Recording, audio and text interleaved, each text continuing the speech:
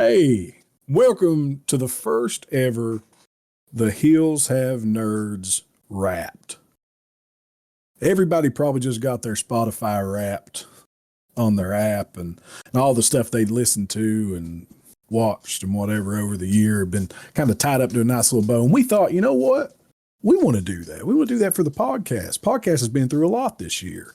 We, as hosts of the podcast, have been through a lot, and you, as listeners, have been through all of it with us. So the year's coming to a close, and we want to reflect on all the things that we've done and been able to do thanks to you all and that we've enjoyed over the last 12 months.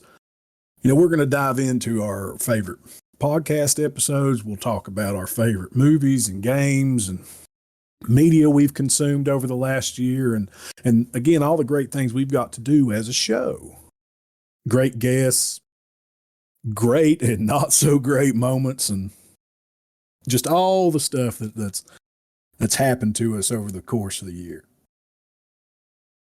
We've got a lot to cover. So sit down and settle in.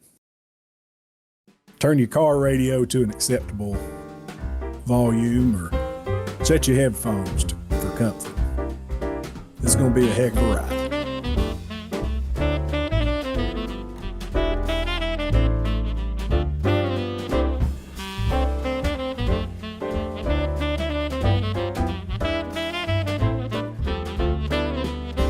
I'm one of your hosts, Josh, and with me as always are three wonderful fellas, Cody. Hello. Aaron. You called me wonderful. I take it back. Let's do it again. Roll it from the top.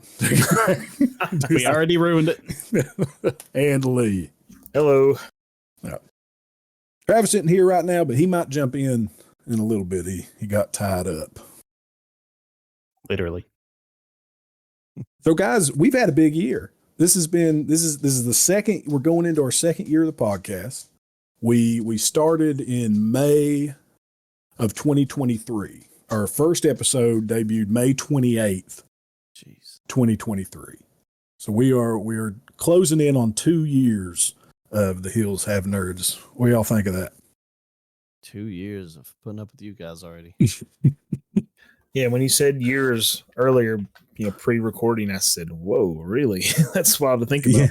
It's went by fast, man. It's went by fast. It really has. Our tagline's four dudes in their 30s, four hillbillies in their 30s is very quickly going to have to be four hillbillies in their 40s. Yeah, I'm approaching 40 real quick, so it'll be three dudes and one other dude. May have to just change it to a bunch of dudes. Yeah, it's dudes of varying ages. I'm a dude. She's a dude. We're all dudes. We started off think of how far we've come with this in just a little over a year and a half. So we are on month May was 12, so June, July, August, September, October, November, December. We're at 19 months so far, and we have put out how many episodes? You guys want to guess? Anyone take a guess how many episodes we've done? 27. I was without looking. 30. 38. I was actually thinking around 31. We have right at, I think Aaron's got it right on the money. 56. I think you do. That's in the low 30s. I think we're right at 31 episodes. Oh, dang. Look at me. I had this all pulled up, and Google has decided to just tell me to go F myself real hard. Thank you, Google, for closing that out. No, Firefox, I don't need, this is great podcast listening. We are off immediately into this. We don't even know how many episodes we've had. About 31, 32 episodes is how many we've put out. Can you guys remember our first episode, what our first episode was?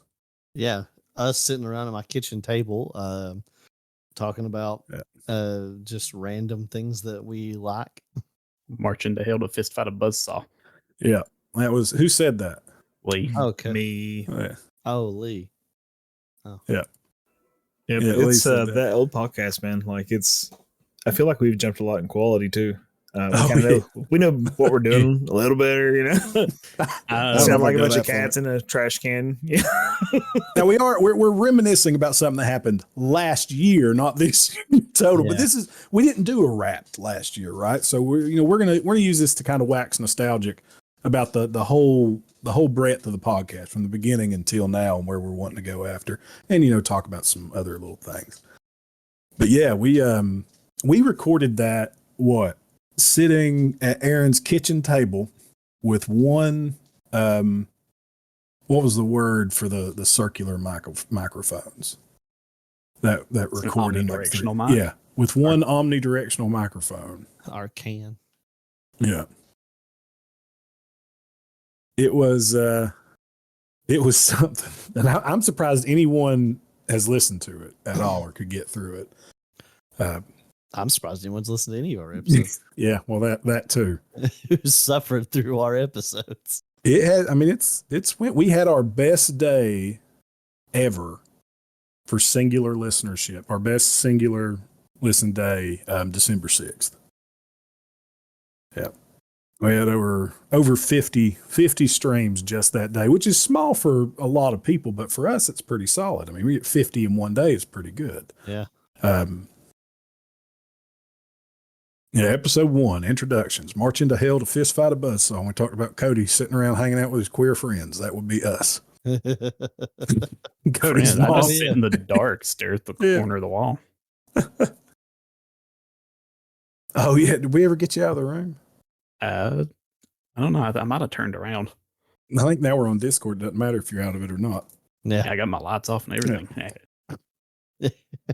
Yeah, we went from recording at the table to recording in Aaron's My tiny little computer room. your game room, and we got our sound a little bit better because we were squeezing people in there, man. I still like the whole being in the same room, but it's hard to compete with this the increasing quality we get from recording with Discord, Yeah. Yeah. All right, so we are 31 episodes in. Dang. 31. Yeah. What do you guys think our best episode was? The one that's done the best, the people have liked the most. I'm not going to answer because I already know. Yeah. I posted it on the Facebook the other day. Lee, did you pay attention to the Spotify? Here's the best person to ask. Well, I can't read. Yeah. Lee, what do you think our best? Yeah, because Lee rarely participates in anything other than sitting there. What do you think our best episode is? The one that people listen to the most this year? Was it mean to be a nerd? No, that's it's up there. It's in our top 5. At least the one with us that has a laugh. Yeah. I don't know. I don't know what it would be then. That was our top for a while though, right? Yeah.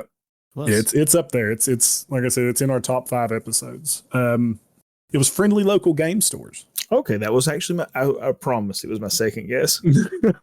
Oh, I was going to say that when you didn't give me time. That's what I was going to say next.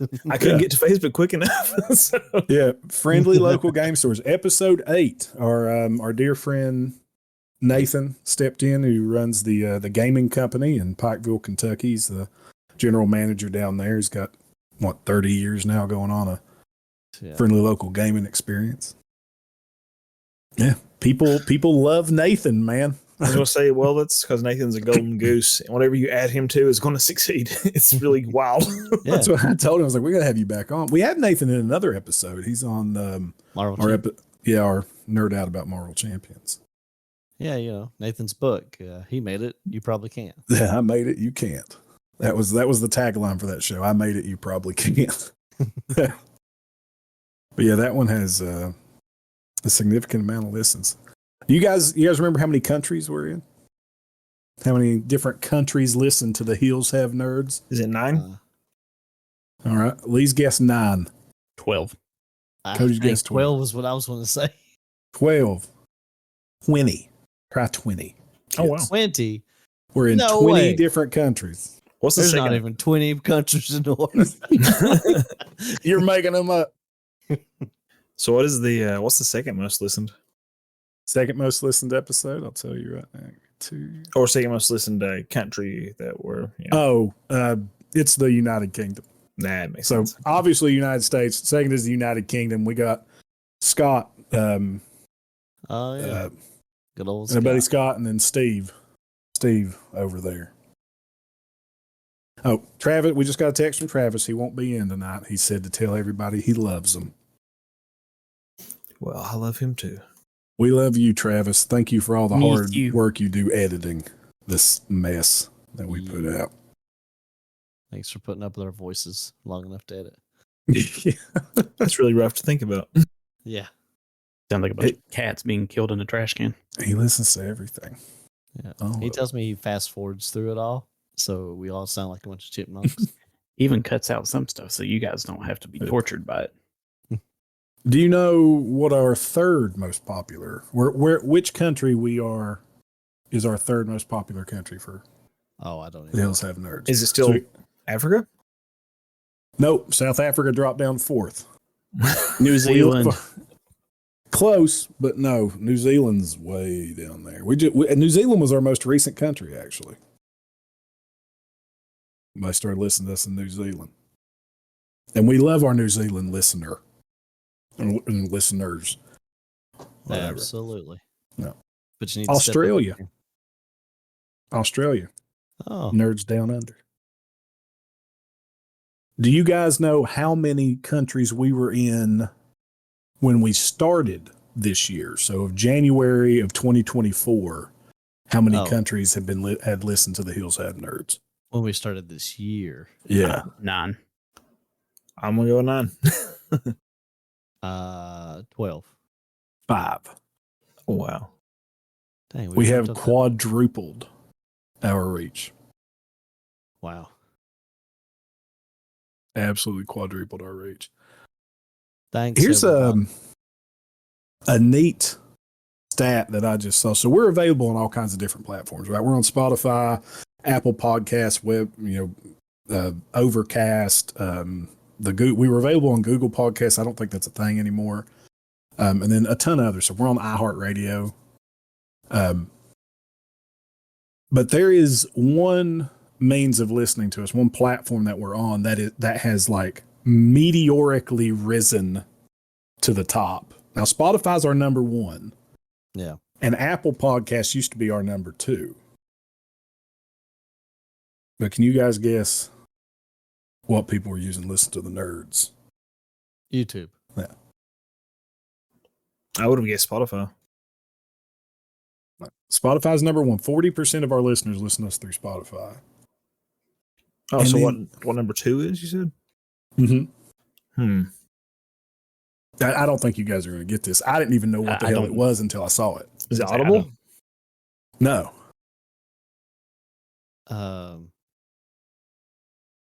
I'm trying to think of one of those that they name off in some of the podcasts I listen to. I've probably never heard of it. I don't know. It is Podcast Republic.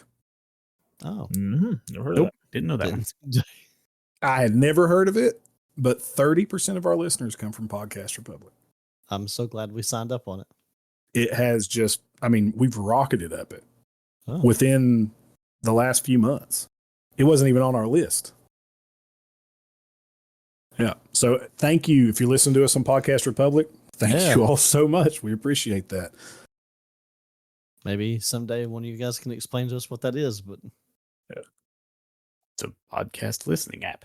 Because do you know how many episodes we had when we started this year? So we had 30, 31, 32 episodes right now.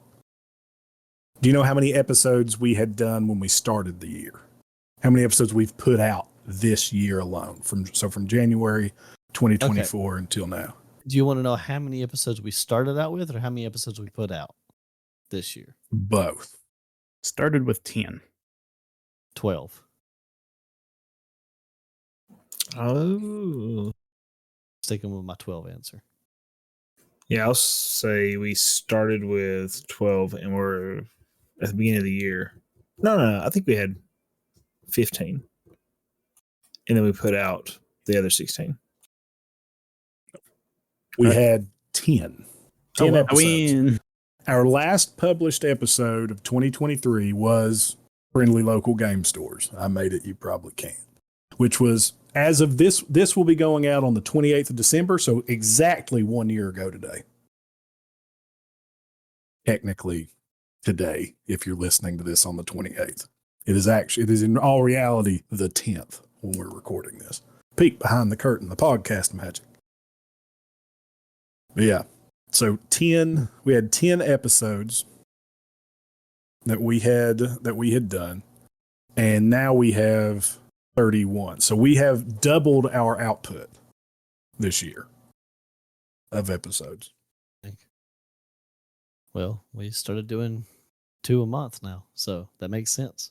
We did, We except also for this had a month. couple of extra months in the first year. We've had more months this year. Well, than we did in the first year. Yeah. We started in May. Yeah. Yeah. And we've done some special episodes this year. We did some special episodes the first year. So we did our spooky specials, where we paired off and Lee and Cody sat on his porch and whatever the hell happened to the audio at the end of that happened. It's real wacky. That was the demon. Yeah. We did those 2 special episodes there. We've done a ton of different special episodes this year, and we've had the pleasure of having some great guests here at the round table of nerddom. So I think we started off our first special episode we did. What do you guys think it was this year? So we did our nerd outs. We have our Nerds in the Hill interviews. We did our live episode. And we did our guard tower episodes. Which, what we do first? What type of episode came first? Was the live episode the first one? Aaron says live episode. I'm going to agree with that. I do. It sounds good to me. I wasn't ready. I didn't study. This is me seeing how much you guys engage with the stuff you're a part of. It was our nerd outs. The first, our first special episode of the year was the first nerd out, where me, Cody, and Aaron sat down and talked about all the tabletop RPG adventures we were part of. I think Josh is lying. Yeah, I'm looking at it right now. Debuted January 23rd of 2024, just after it was the next episode. After Friendly Local Game Stores. He's making Nerd a Out stat. 1, Adventuring Nerds, with the quote, "Has he told you about his pickle sack?" Oh, yeah. Yeah. The pickle sack. I'm sorry I missed out on that one. you would have dug it, man. Aaron, you want to mention what the pickle sack was? If only you? there was a way that he could hear it. Yeah. If only there was a way you could find out what the pickle sack was. I'm not a time traveler. Despite what do you think? If only that had been preserved in audio form somewhere, maybe on Podcast Republic. Yeah, that'd Really? be really cool. We should consider doing a podcast, actually. Yeah, we should. We should do one. I think that'd be good. I think people dig it. Yeah. What's a podcast? Other than whatever the hell this is, we fumble ass our way through. Yeah, that's probably a more accurate Yeah. description of what this is. You want to tell Lee what the pickle sack was? Oh, I wasn't going to. I was going to make him listen to the episode. He ain't gonna listen to the episode. Yeah. I don't think Lee's listened to a single episode. I'm not that interested in the. I'm interested in your pickle sack. No, yeah. I'm interested in Well, this shit. Whatever. I we're really doing. want to tell you now. I'm interested in your pickle sack, but not interested in your pickle sack. And yeah. So the pickle sack was just one of my characters for Pat's. One of That was his Pat's, name, Pickle Pathfinder Sack. character. And he was a goblin, and I had a sack that I carried around all my pickles in, and I often stored other items into it as well, such as the dead rat we found and chalk. You had chalk in your pickle sack. Yeah. Yeah, it was disgusting. You should get that checked out. And every You now got and then, chalk in your pickle sack. Consult a doctor about chalk in your pickle sack. every now and then, Pat be like, "What are you doing?" I'm like, "Well, I'm gonna pull a pickle out." And, Yeah, that was something else. So special episodes. So we had our nerd outs. We've done a nerd out on our tabletop RPG adventures that we were participating in. We did a nerd out on what the hell is Pow World.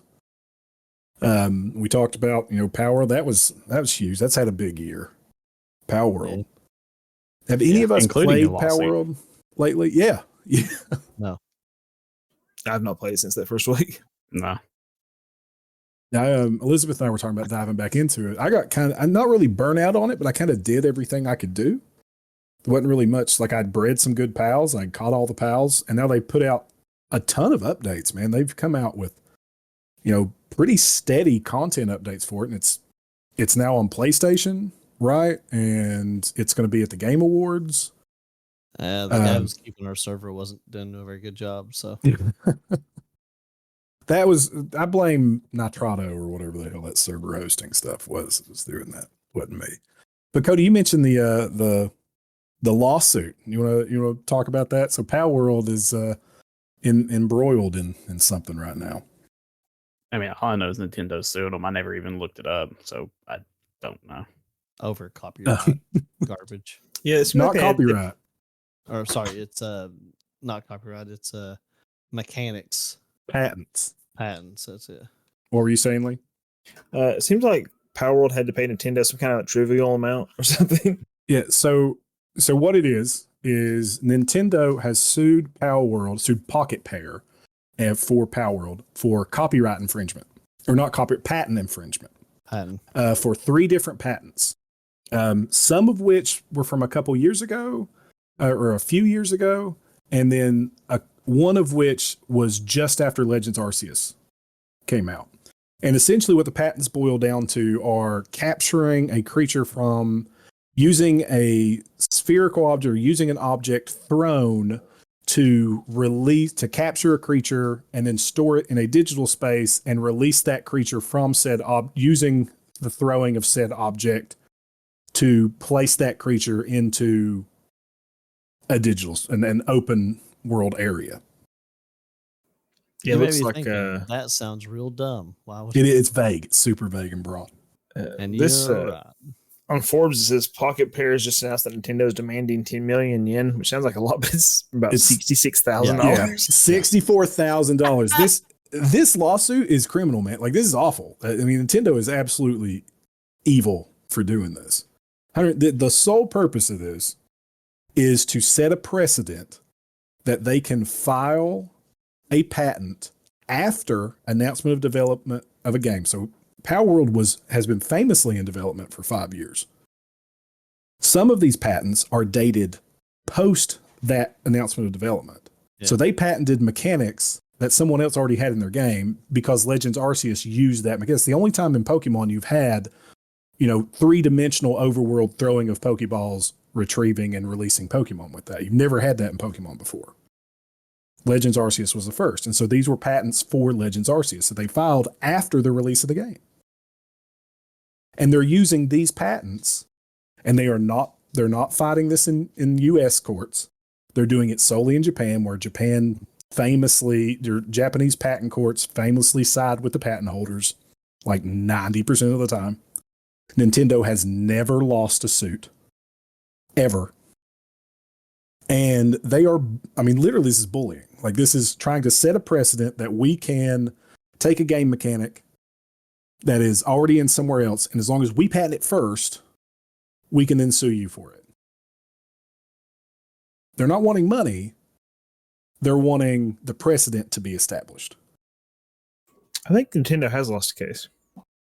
In Japanese courts? Oh, I don't know. We'll see. Because that was the thing, like, that I was reading, that they had never lost a case in Japanese courts for patents. But it's evil. It's like, Pocket Pair's a little indie company, man, and they got some, they got some notoriety here with something good, and they're throwing the books at them. Yeah, it's a pretty dirty. It's sad because I like Nintendo, but it is a super dirty tactic that they're pulling. Yeah. Now there is there's another clause in the suit, and I can't remember what the term for it is, but it's essentially they want something else as well, but it's not public what it is. It's they're suing for the 10 million yen, which is 64,000 American, which is nothing compared to what Power. But if Power World settles, if Pocket Pair settles, then that's such a bad precedent for the gaming community, for game developers going forward. Yeah, and last I heard they were going to fight.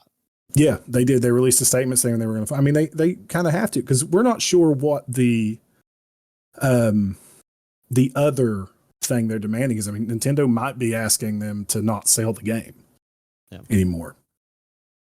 Our World has they just released a patch where you no longer throw the PAL sphere to release the PAL. You just hit release and it kind of pops out next to you.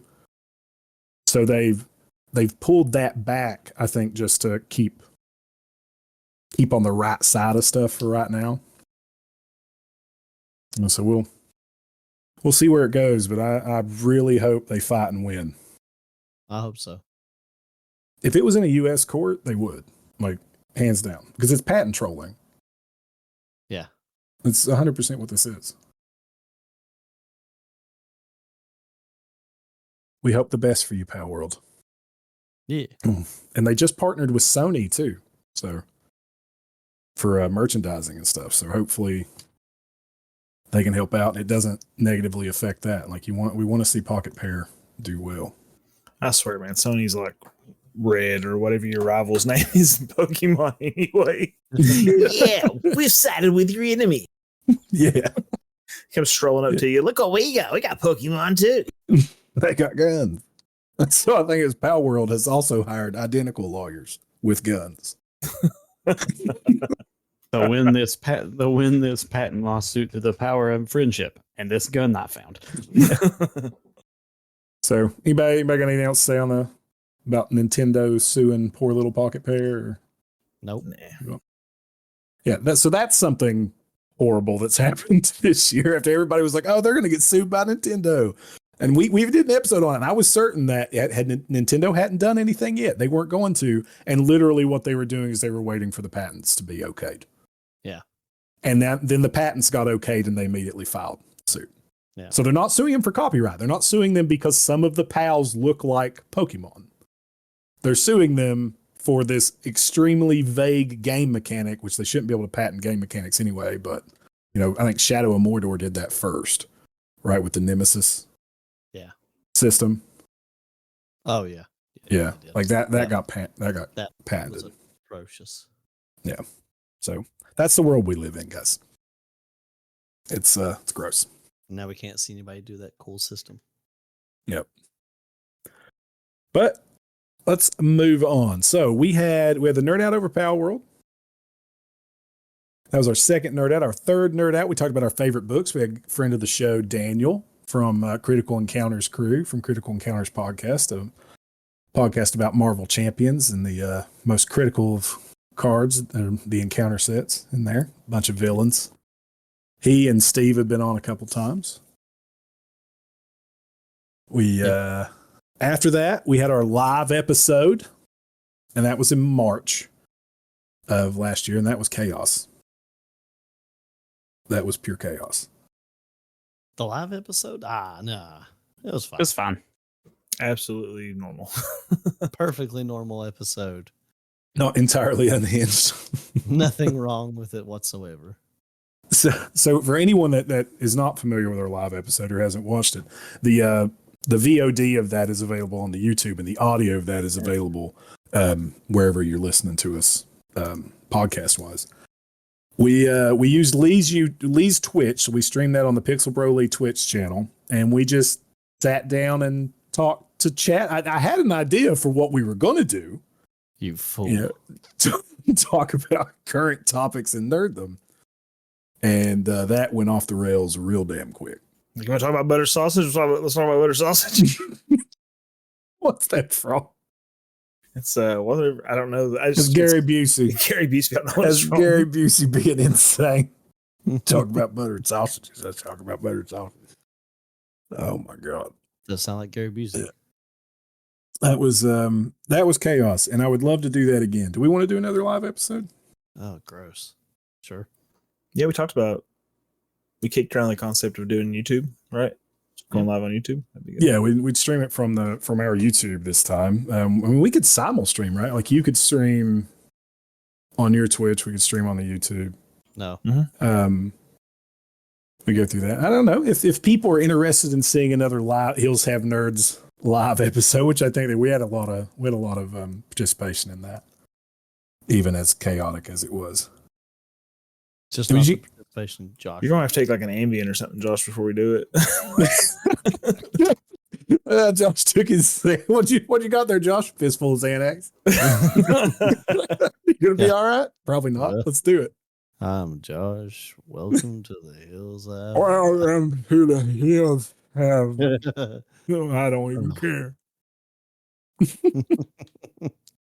Whatever.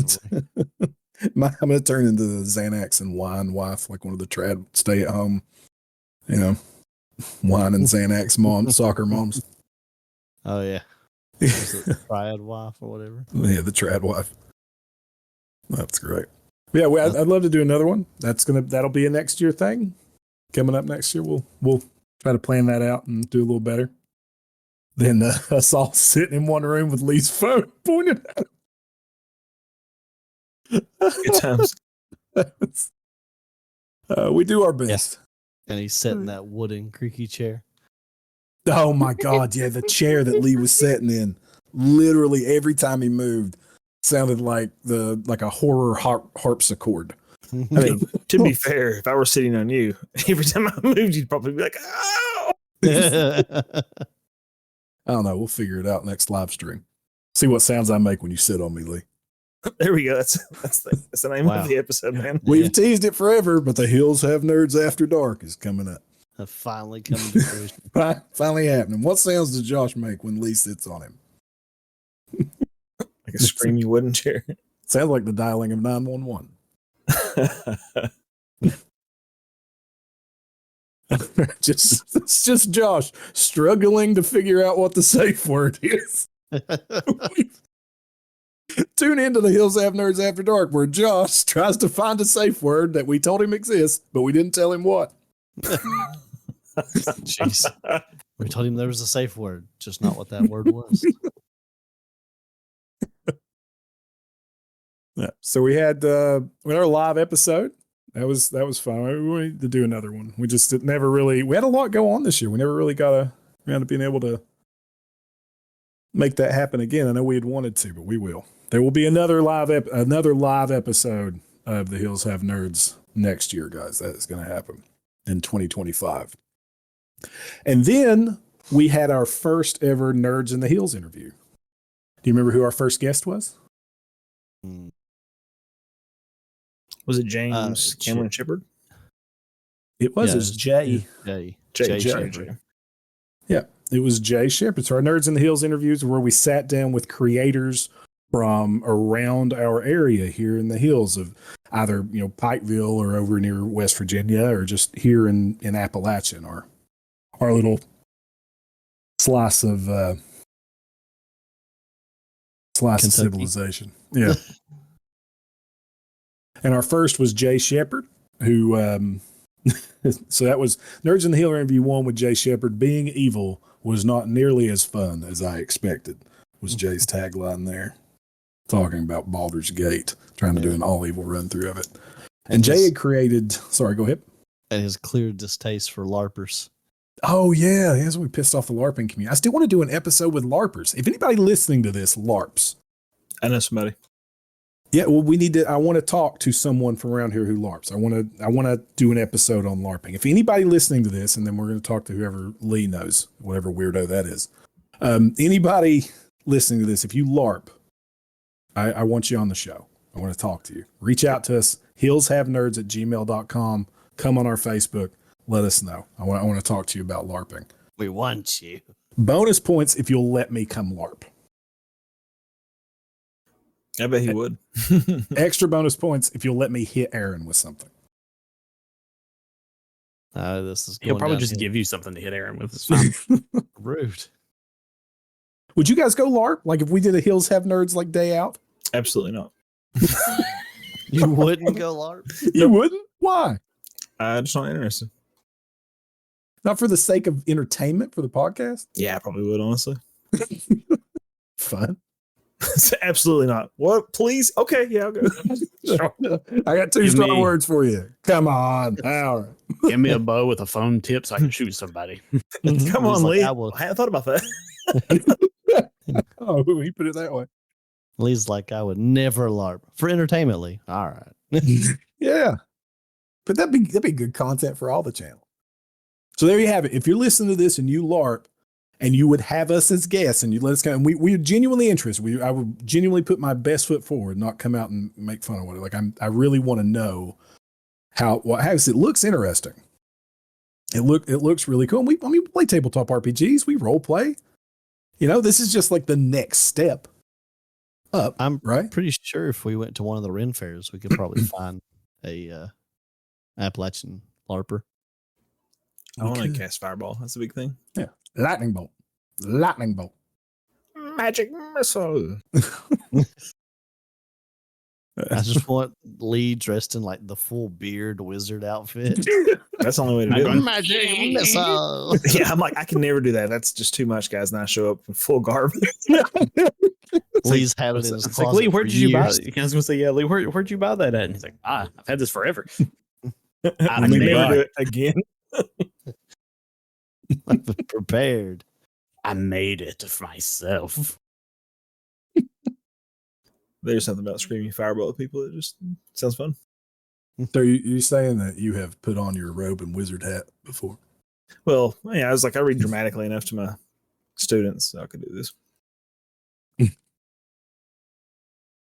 All right. So yeah, so we got on a little bit of tangent there, but yeah, LARPer. If you LARP, reach out to us. We want to talk to you. We want to participate. But that was Jay Shepard. He had some strong feelings about LARPers. We won't invite Jay. Our next Hills in the Nerd in the Hills interview is with Joe Mead. Joe, this was our interview number 2 with Joe Mead. You got to risk it for the biscuit. Joe had created his own tabletop RPG system, Mystic Forces. And he had built his own board game too. And he was kickstarting that. And that was Omens of Destiny. Yeah. And we're still working on trying to find a time where Joe can run us through some Mystic Forces. Maybe try to put that on the podcast channel too. If that's something our listeners would be interested in seeing, let us know. Again, we want to do what you guys want us to do. Where do you want to send the nerds? We'll go. Yeah, that was a lot. Joe was really cool. He had that dude had a lot of information, like a breadth of history with tabletop RPGs and stuff. Who was that in on that episode? Was that just me and you, Aaron? I was in. Cody, were you in there? No, it wasn't me. Oh, I that's think it what was just me and you, Josh. Yeah, it was. It was just me and you. Yeah, we're in on that one. Yeah. Don't remember why, but I was gone for some reason. Yep, you were out. And then we were at the guard tower in August Speaking of this year. sending us places. Yeah, speaking of sending us place, we went down. We got invited by the lovely Lynn Bartels to come. Lynn Bartels, however she wants last name pronounced. I say it wrong all the time. To come down and record some episodes in their studio, and we did 3 episodes. You guys remember which 3 episodes we did? I remember we did a nerding out. Nope. No, we done our what do we play? Copyright No, stuff. yeah, what do we? Sorry, update. Yeah, Copyright all- infringement was one, right? copyright. No, it was. I love this. Anticipating the things that you the guys are part of. It was the interview with Lynn and Bob and the crap. What was the subject? Physical media. Physical, Yeah. physical versus digital. This is where the chicken sandwich comment that Steve keeps throwing back out. You know what I remember most is talking about stamping PS2s into the road. Fixing balls with PS2s. Do you know how much cadmium's in this stuff? As we had James. We had James on there. Yeah. James on listen. James is awesome. James and Ashley are awesome. If anybody from the guard tower is listening, we love you guys. Absolutely. Thanks for having us down there. And we did a media catch up. Yeah. Yeah. So that was our media catch up, just talking about all the stuff we did. And that was when we had our mini intervention for you and your Yeah. Awful sleep apnea. And we called Lee out for playing phone games. He did. He was playing phone games. Was He I? played pool. Yep. Oh, I Playing was did. playing pool. Yeah, that's true. You hypocritical bitch. Yeah, if I had a nickel. All right, let's see what else. We did our fourth nerd out. That was over the Marvel Champions LCG. We had Nelson from Nelson All Over Cards on for that one, and Steve from Critical Encounters podcast, and then Nathan was in on that. Yeah. And then we had our third Nerds in the Hills interview with Peyton Mullins, the writer of the Astounding All-Star. Yeah. Yep, his second issue of that's coming out pretty soon. So we talked about that, writing comics in the hills. His life has worked out so far. Yeah. Yep. We've had a big year, guys. We've done a lot. Well, yeah. A year's worth, I'd even say.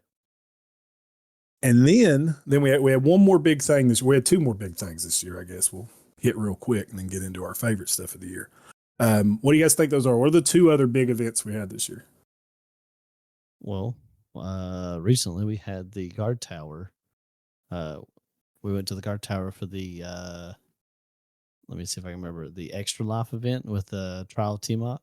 Yep. So that was our most recent one. We went back to the guard tower. We live casted their D&D live play, their Call of Champions Trial of Tiamat. You, me, and Cody were the live casters for that, giving kind of play-by-play of the heroes taking down the five-headed dragon Tiamat. Picking on poor Tiamat. They did. Lee, did you get a chance to watch any of that? I know you weren't able to go. Did you watch any? I was watching the stream. Yeah, They absolutely hammered. They did. I mean, we watched animal abuse. Is what we watched. Like that was like watching somebody go outside and step on a turtle. Like it was. I mean, it was hard. It was hard to watch at some point in the port. Dave, the DM, man, like he tried his hardest. Yeah, the setup was good. Like he really played it up because I was like, man, these guys are going to get shredded. And then it was just, I was like, yeah, I've donated some stuff, whatever, buying potions for people. I was like, they just melted him. Stop buying them things; they're too strong. Stop praying for grandma. Do you guys remember how much money the event raised? It was around 5,000, wasn't it? 5,000 total. It was like 1,300, almost 14 on stream, I think. Yep. Yeah, because It's our like second goal was 1349 or something like that. Yep. our third goal was like 1,500. We were like, come on, people. Yeah. So the initial goal. So overall, the event, which was participated in by 5 different game stores from around Columbus, Ohio, raised almost $5,500 for Children's Miracle Network hospitals. Just absolutely phenomenal thing we got to be a part of. Yeah. Our stream that night, and I say our because we were part of it, and also I want to take as much credit for everything as I can. Of course. we did nothing to make this happen. They invited us up, and if anything, we detracted from it. This was put on by a lot of great people with great hearts. But that it was sorry, nice go to ahead. get to go. It was nice to get to go this time because I'm sure they'll never invite us again. yeah, we'll never be back.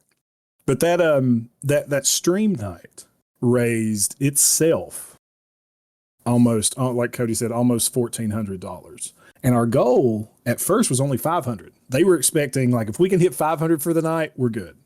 That was what they had goals set up for, and we crushed 500. Crushed it, and they were like, okay, well, here's our new goal. Let them know about the new goal real quick, and here's our new milestones. We're like, okay, 1,000, and then they crushed 1,000. Dude, people were just chucking raptors in, trying to help out Dave. Oh man, Whizbang came in and cleared every single one of them.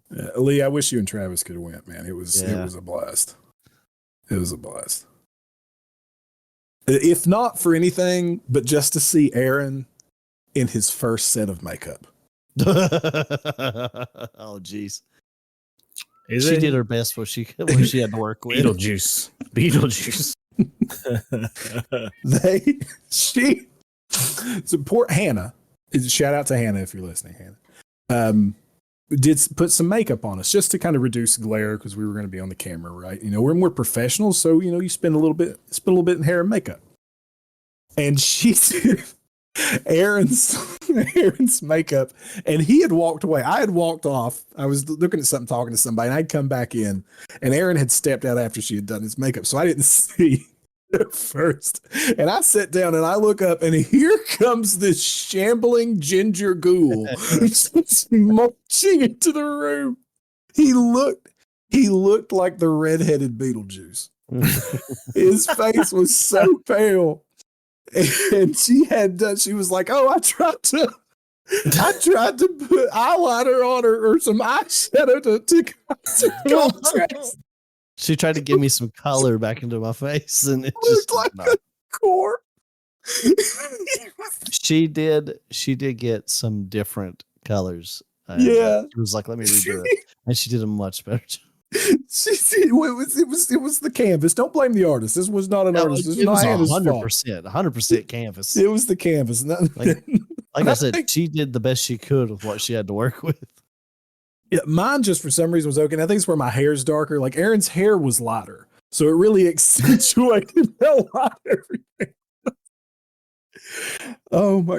I cried. I was useless for like 15 minutes looking up because I just caught him. It was like Night of the Living Dead just marching through. They're coming to get you, Barbara. And then she went back at him with another swipe, and it was great. He looked great. But there's pictures of that on the Facebook if anybody happens to see. Oh, it was amazing. And then I think Cody got scared after he saw Aaron, was like, just give me a little bit. She said my face didn't need color. Thank you. Oh, yeah. Well, you're the only one of us that spends any significant time outside. So Fair. I do my best to not see the sun. All right. And then what was our other big thing that happened? And not necessarily for all of us, but for one of us. Oh, I know the answer to this, but I would like somebody else to answer. Was it one of us went to Japan? Yeah, it was. In case Aaron. anybody didn't know, I went to Japan. Aaron went to Japan. Glorious Japan. Yeah, I and we wish got that to sit down and do a listener Q&A. You guys, all you listeners out there, submitted your questions, and we got to have Aaron answer those. We had actually done one. We had to do that episode twice. We did. We did because we lost the original recording. And I do think the first time we went through was better than the second time, but the second time was good. Yeah. That was good. You got to hear me stumble through questions. I thought you Twice. did great. I thought you did great. Yeah. So there's that. We have a Nerd Abroad, our Japan listener Q&A with Aaron. Fat Absolutely. neckbeards dressed up like geishas could be a good laugh. That was the quote from that one. And it was a good. They had a lot of good questions. I was really impressed with everybody. It was And awesome. great. I'd love to do something like that again. Me too. Yeah, I know you want to go back to Japan. I mean, just listener Q&A, talk to answer some questions from our adoring fans, all of you out there in meat space listening to us. Meat on your- space. Meat space, isn't that what it is called? We're in the digital space right now. Oh. Meat space is Oh. the real world. You ever heard that term? Gross. No. I had not. No, that's a new one. Just sounds like innuendo. You want to take a look at my meat space? It's Well, right get under, it's right under my pickle sack. Check out my meat space. It's under my pickle sack. Don't worry, Lee. You'll find my meat space when you sit on my lap on the live show. See if we can jeez. find Wow. Lee's meat space. What a dark turn we've taken. I gotta go. That's our tagline for the episode, guys. Let's see if we can find Lee's meat space. It's, actually, the episode, our "What is a Nerd?" That episode, I'd like to revisit that too at some point. I think that there's more to discuss about that topic. But the tagline for that was Lee's sick slushy lust, and that episode does really well. Yeah, that was when he had that slush and he was like making the clown noises, like You can hear it if you listen closely. It wasn't as bad as it was in the room Oh yeah. on the episode. But yeah. Yeah. So there's that. I had something to say about that and I can't remember. Oh, we are closing. So just a couple closing things about the podcast where we talk about like our favorite games and stuff of the year. Close out the episode with that. We are closing in on 10,000 total hours of this podcast being streamed. That's wonderful. Yeah. And I probably speak for everybody here in saying that is just a truly staggering amount. Oh yeah. Compared to what we thought we were going to get. Oh, absolutely. Yeah. By far, I really didn't know how far we'd get. I was surprised that 5 people listened to us. Yeah. So from the bottom of my heart, guys, and from the bottom of all our hearts, thank you so much for listening to and hopefully enjoying the chaos that is the Hills Have Nerds. We're loving it, and I mean, as far as I'm concerned, I don't see any stopping in the future. We're still trucking along. We got new stuff coming up next year, and a bunch of new ideas for episodes, and we got a lot of ground of nerditry to cover. Right? Oh yeah, absolutely. What are some things you guys would like to do episodes on?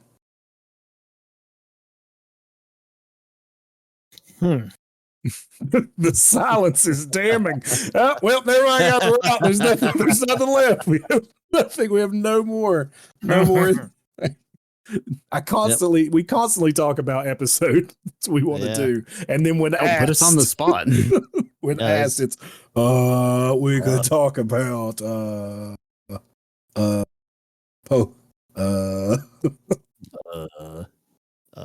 Power Rangers. We already did.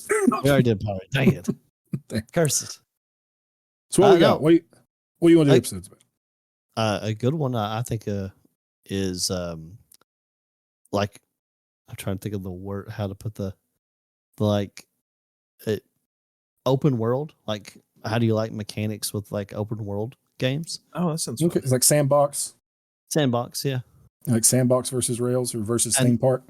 I would know the words if I wouldn't, but I'm on stream, so I'm like, we're recording, so I'm like, I don't know anything. Yeah, I don't know words. Tactics games. Yeah, like Final Fantasy Tactics, Fire Emblem, Shining Force, that type. I like to do something over storytelling in Appalachia. Yeah. Oh yeah, we did our Appalachian folklore episode. That was our Spooky Special 3.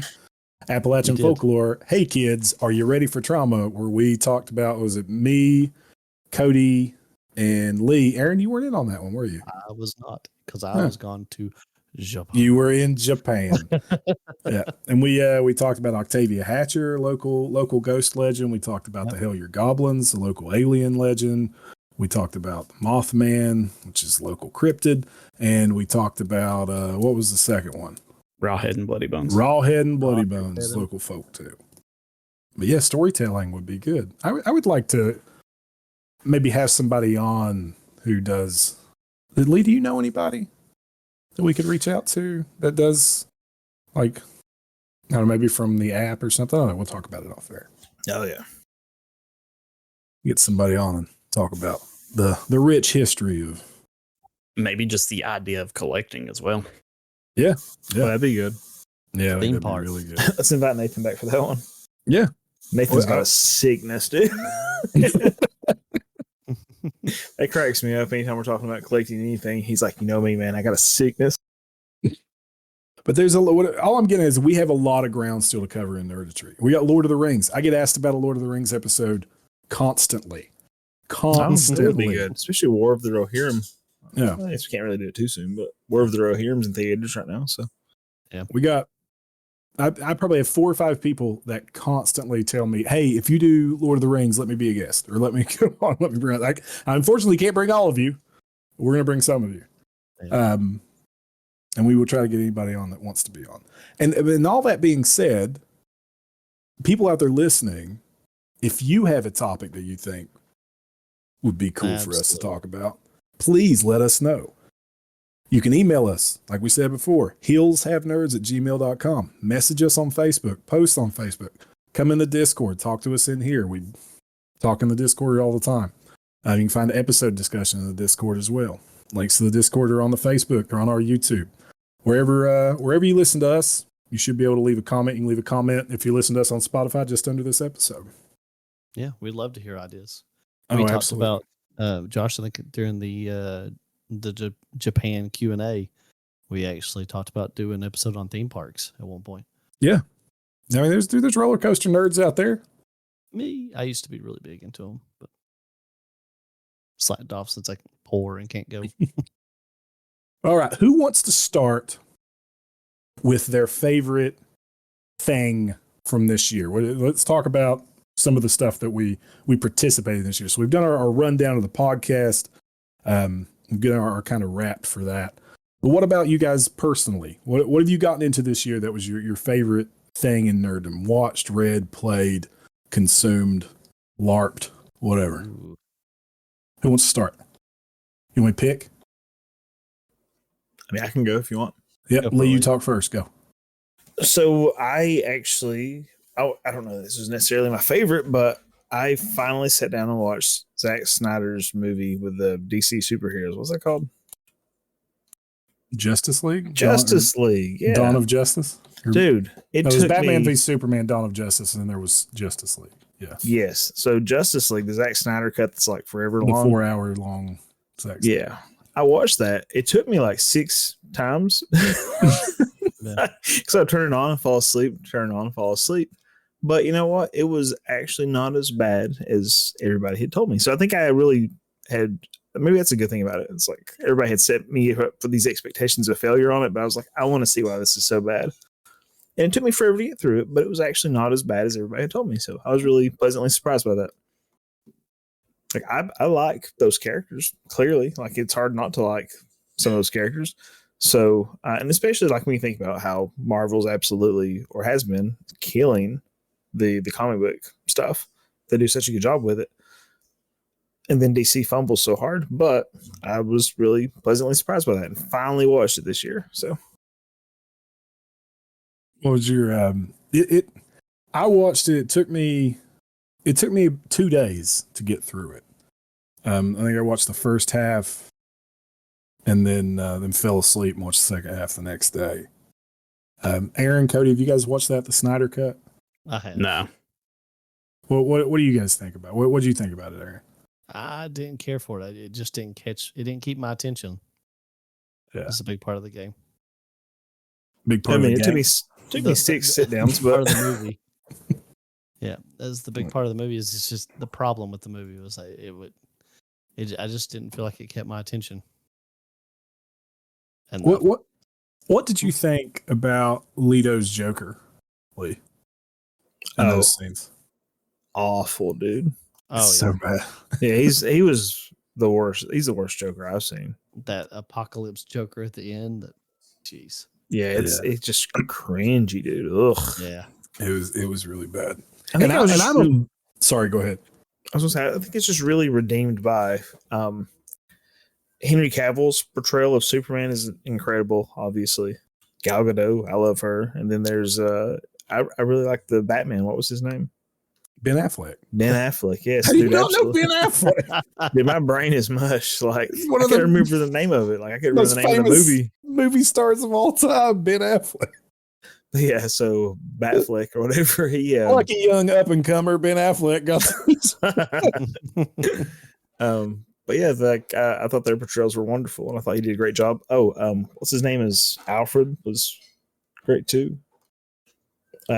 Scar from The Lion King. What's like Andy Oldman? Serkis. Circus? No, it was a circus. Was it? Andy Serkis was Alfred. What? No, Andy Serkis was Alfred in the new Batman with Robert Pattinson. Yeah, he also does a wonderful job. But Yeah. Who was Alfred in this one?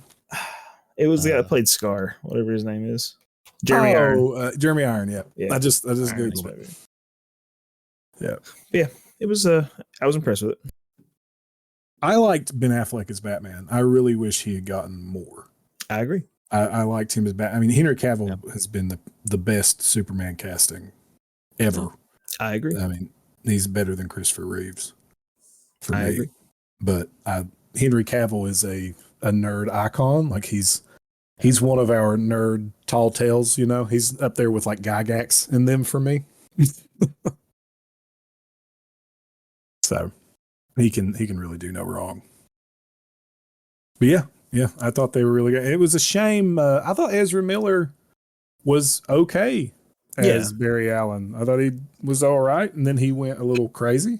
Yeah, so I didn't little? get to enjoy him before finding out about that. So I think it really kind of tainted my view of him. So I didn't watch The Flash or anything. So yeah, I didn't watch The Flash either. When I was like, oh, this guy did a good job, but I was like, but I know who you are. It's kind of like you watch before Kevin Spacey came out as a diddler, you might have been like, oh, this is an incredible performance, but it's kind of tainted a little bit. Yeah. What do you think, Aaron? Was there anything redeemable about the Snyder Cut for you, or? I mean, some of the action scenes were kind of cool, but I don't know. I think it was just like I said, it didn't keep my attention, and I just couldn't get into it. Yeah, I guess I kind of lived off the action sequences. Like that was by far the best part because the story stuff was just. Oh yeah. Well, I mean, you could tell it was all like kind of pieced together. Like Cyborg was meh. Yeah, I liked his actor. Like I liked parts. I liked the look of Cyborg in the movie. I don't know. It was difficult. I guess it's the to say the least. to put it, yeah. All right, so what else we got? Who wants to go next?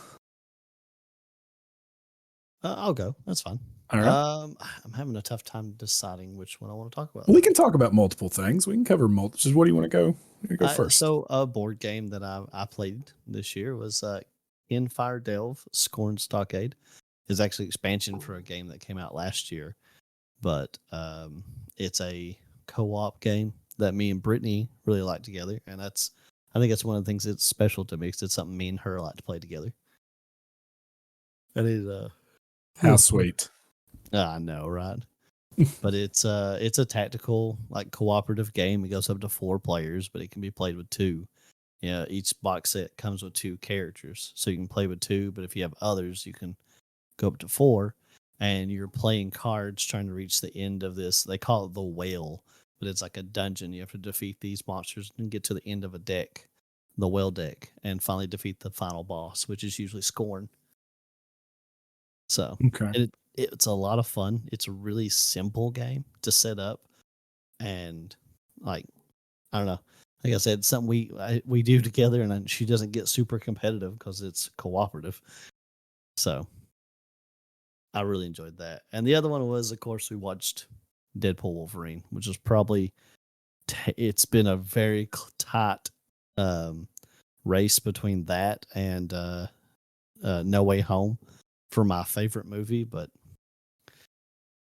Deadpool Wolverine might have taken it. Yeah, I've really enjoyed that movie. That's the hardest I've laughed in.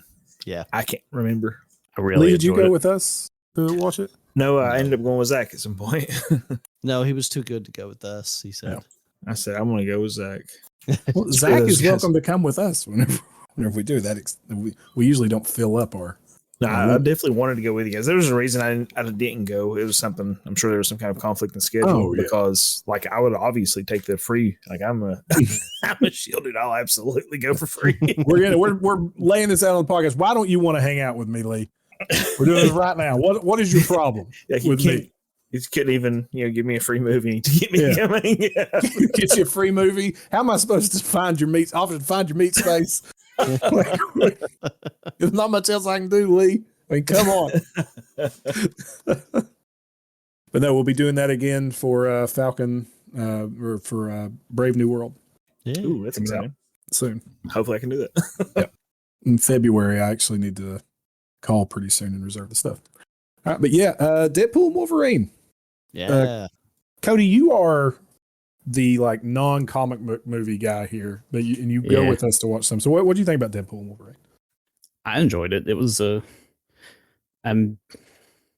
story's a little weak in places, but I mean overall it held together well, and all the action scenes was good. But the comedy really it was fantastic comedy wise. I loved it. I loved it. I don't want to do any. It's relatively recent, so I'll try not to do any spoilers for it. But I thought it was great. I thought some of the comedy is kind of the same qualm I had with Love and Thunder, that it's a little much in spots where it's just like, oh, this is Deadpool. Let's push some envelopes on this, and it's like, that didn't really serve narrative. And I know it's a weird take to have, and kind of a hoity-toity, let me smell my own farts and talk about how I'm above this, poop comedy after I've been talking about Lee's Meat Space for the last hour. Yep. I mean, I just went in expecting nonsense comedy, so that's what I got, and I was cool with it. Yeah. So, You say relatively recent? You don't realize it came out in July. Relative to now, I mean, it was 6 months. It was the most recent Marvel, the most recent MCU movie. Yeah. So we can spoil it. I try to do this for you. I don't give it. I'm trying not to curse as much. We just had a spoilers and leaks episode. We talked about spoiling stuff for people. No, I'm fine with not spoiling it. I'm fine with not spoiling it. I just think you were like, it's relatively recent, back in July. Relatively recent, relative to now, it is the most recent Marvel Cinematic Universe movie that has come out. Is that true or false? I think that's stupid thinking. You're dumb for thinking it. I use a qualifier. My bad. Yeah, I thought Cassandra Nova was really good. She was probably my favorite part of the movie. They did. I can't remember her actress's name. Who was the actress that played her? Emma Corrin. Yeah, she was awesome. What else is she in? Let's take a look here, real quick. She was in Lady Chatterley's Lover. The Crown. The Crown sounds like something that's big. That's been big. Uh, Oh, she played Princess Diana in The Crown. That was Princess Diana murdering all those people. And that's who Cassandra Nova is. Alternate universe Princess Di. Gives that whole movie a new tone if we think of it that way. Yep. What was your favorite part, Lee? Well, that's kind of a spoiler. Well, I guess not really. It doesn't. It's not a spoiler regarding plot. Yeah, but really, the digs at Hugh Jackman absolutely killed me, dude. Like, he makes a comment something about like how he had let himself go since the divorce. I was like, oh my goodness! Like, oh yeah. I mean, I like jaw open on the floor. It's like I was not anticipating that, And then they're going to make you do this till you're 70, sort of stuff. 90. Yeah, 90. It's that was, and then of course like the whole revisiting over and over Madonna's song. Absolutely, it got like me, a dude. prayer, like a prayer. And then of course, they the missed. Go ahead. I don't want to say it. Never mind. I was gonna say they missed an opportunity for something, but I can't say it. It'll spoil something. The choir version of that was awesome. It's super epic in that moment near the end, and then of course the bursting of the costume. I won't say much more than that, but that absolutely killed me, dude. I was listening to the Deadpool and Wolverine soundtrack on the way home from work today. Nice. Listening to all of that. I have a big drive tomorrow. I got to go out of town for a work thing for the next 3 days, and that is going to be in rotation on my Spotify. Oh, the regeneration scene too. Absolutely. Oh, I mean, I was in tears, dude. Regenerate. Oh Lord, it was good, man. It was good. I get a little frustrated. I'm gonna get up on a soapbox for a second because we talked about this. Here we go. I get frustrated that there can be a scene in Deadpool and Wolverine where Deadpool shoves a sword through a dude's mouth and then shoves another sword through a dude's butt or whatever, or through his crotch. And it looks like he's, and it simulates oral and anal penetration on the screen while he's got two dudes stabbed. And it's hilarious. And all the neckbeards online love it and think Deadpool's great. And then She-Hulk twerks and people throw a friggin' fit. Yeah. I don't understand the being upset with her twerking anyway. Yeah. Whatever. I don't. Yeah. don't think it's within. I think it fits character, so I don't know why it's an issue. Yeah. The character that's that's the thing. established in the story. So It's just people want to throw a friggin' parade for Deadpool, and then and then I don't know. I'm not going to sit here and solve Is the it friggin' the world's. mental I'm not trying to- gymnastics, the Yeah, hypocrisy of that. yeah. It's Deadpool's better. Well, they talk and they're like, oh, well, it's because it didn't do it. It was dumb. It was perverse. Why did she have to do that? Blah blah blah. And then like Deadpool's, having a great time out there, and it's hilarious. Both are funny. Yeah, but it's not because She-Hulk's twerking. It's because She-Hulk. But either way, whatever. I'm not white knighting the whole friggin' internet. Solve your own problems like adults.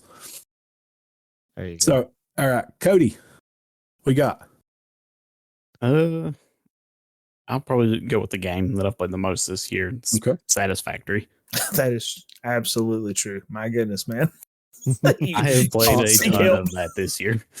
Yeah, have you made a post on the Facebook about it? No. Have we? We need to. Can And- we do that tonight? Will you take pictures before we go to bed of your industrial hellscape that you have created on that poor planet? It screwed that planet. Everything about it. I mean, it is basically just logistical math, the game. You are the Enron of that planet. So what is Satisfactory for people that don't know? They basically drop you on a planet, say Earth is screwed, and they need materials. And they're like, here, just make a bunch of materials, ship back to us. Go. And you just start running around. It's like, well, I need iron and coal and oil and all this, and I'm just going to start making stuff. So you build giant factories. And my most recent thing was making rocket fuel, where I put down right about 100 fuel burning generators. You should see the smokestacks. Yeah, it literally blots the sun out on it.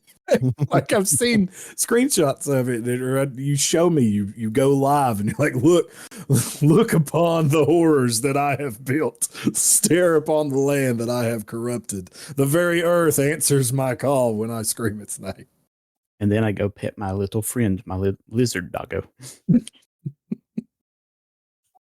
He brings me radioactive waste sometimes. And then I have to put him down because he can't do anything with that, and he just runs around radioactive. You constantly kill him and revive him.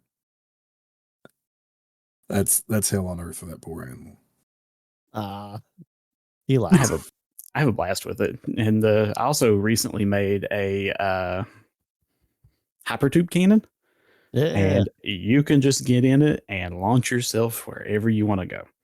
If you use small amounts of it, you can launch yourself to certain parts of the map, and you can put stuff out there to make yourself land safely. Or you can do what I did and just put like 20 of them in a row and launch yourself into orbit. To the moon.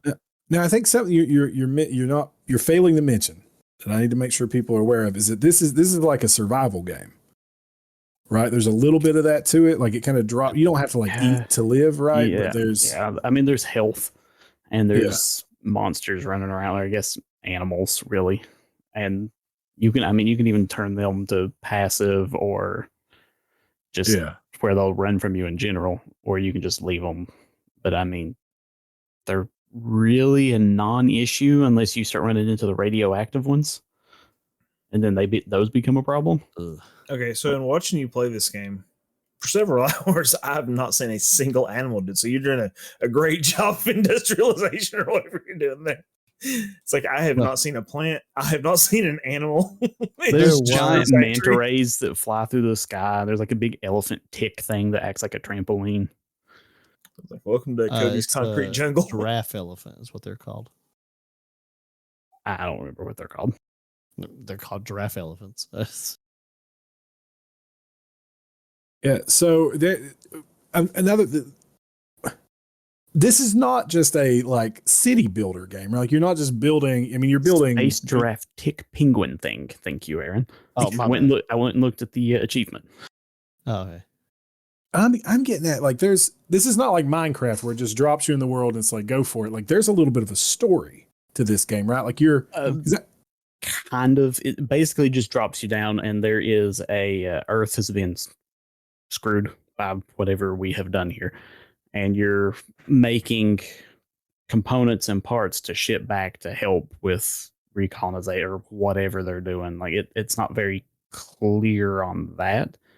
But then you're also collecting alien artifacts and you start getting some weird messages. Because when I played, all I did was run around and collect things. And I was watching you. You were building stuff. You were being industrious. You were having a great time. I was like, oh, I'm going to run around and pick something up. And I picked up there was like this glowing egg. And I picked up this glowing egg and it said something like I pulled up one of these quotes and it says, when life gives you lemons, make lemonade. When life gives you deadly geothermal vents, exploit it as a new power source. Yeah. Something, that's the fix it way. Yeah, that's not even whenever you pick up the eggs. That's just something she says as you go on through. Yeah, that's not even the alien artifact stuff. And it was something like, we can smell your blood. It pumps viscously. I know you will die soon or something. I know at one point it's like the blood on the windows. We can see the windows. Look through the windows.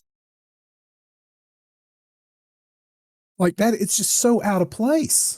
Like you just don't. You're this thing where like you're building a machine that makes trains run, and then you find an alien egg, and it makes you question it. Wax existential for a little bit.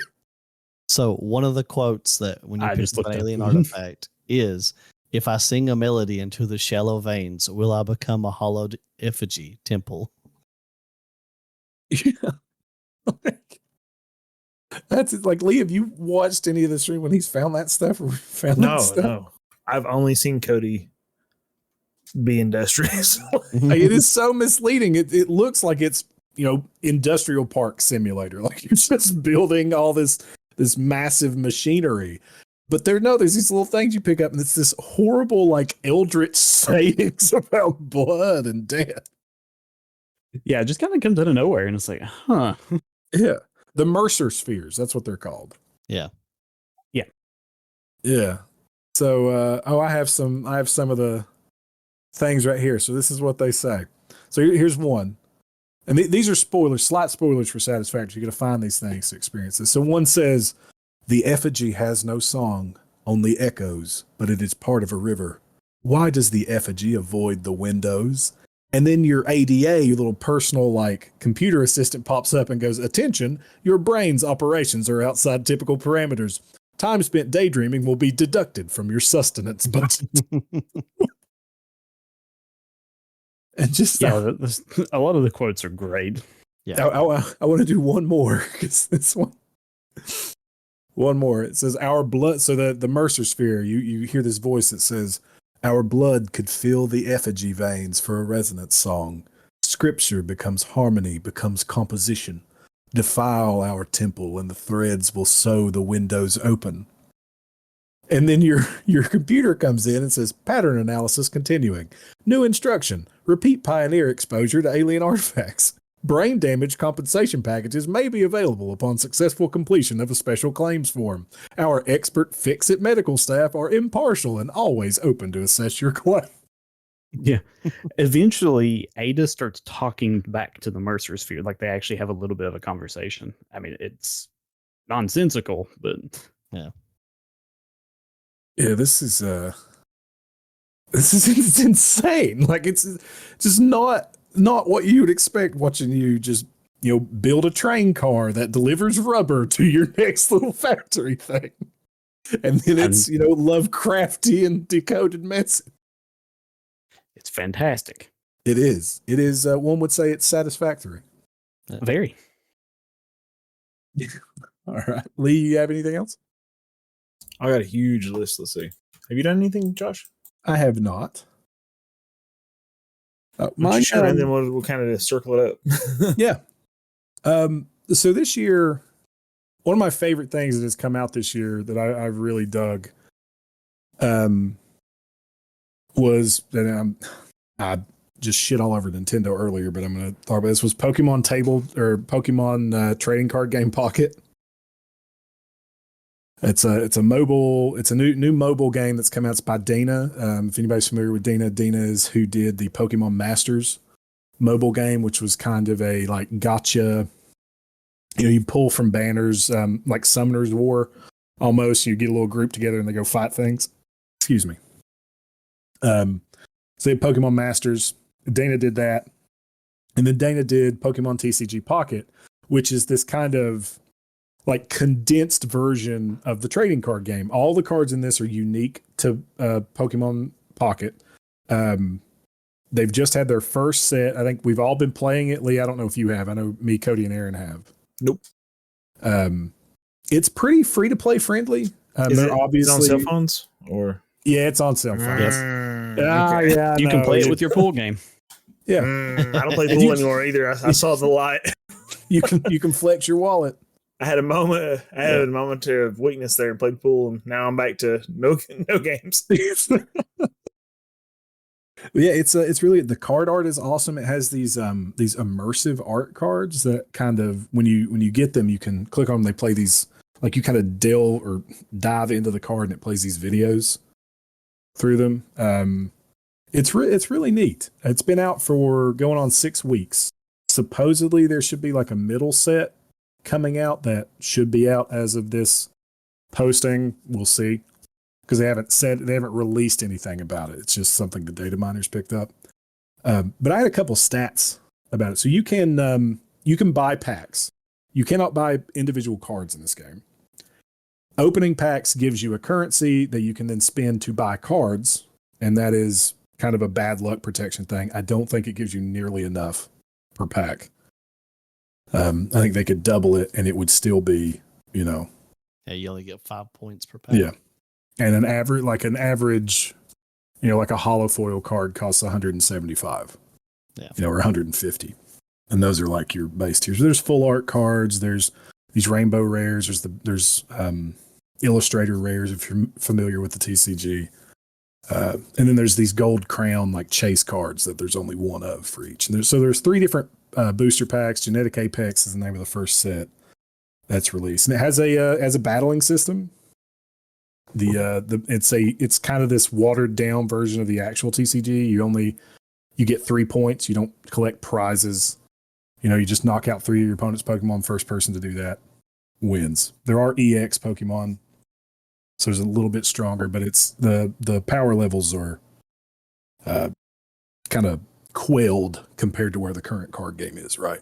And all the cards are pretty simple. Yeah. But I think it's pretty free to play friendly. I mean, what do you guys think? Aaron, Cody, you guys don't spend money on it. Yeah. No, it's been- fairly. Yeah, I was gonna say it's been good. Like, I've gotten a decent amount of cards. Pack, like, pull rates have been kind of crap for like the last month or 2 weeks or so. But I mean, whenever you first start out, it's really generous. Yeah. And there are 226 functionally different cards in this first set. Mhm. Some of them are relegated to individual booster packs, and you just pull to get them. They've been doing events like super regularly. We like every week we have an event. I think at least one, if not multiple, running simultaneously.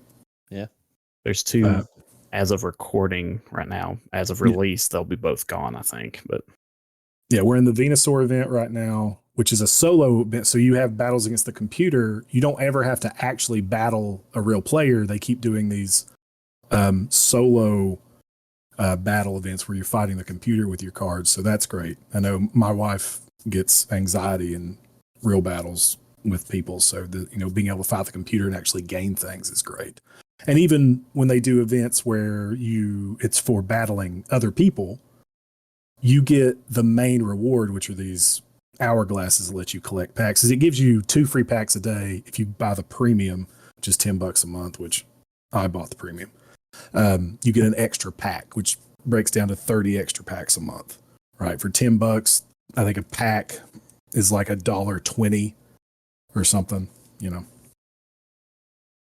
But you get a decent amount of cards doing that stuff. But yeah, so she likes the solo event, and when you have the ones where you have to actually battle real people, you don't have to win, you just have to participate. So you can go in and concede, and you get the hourglasses that speed up your pack collection. Yeah.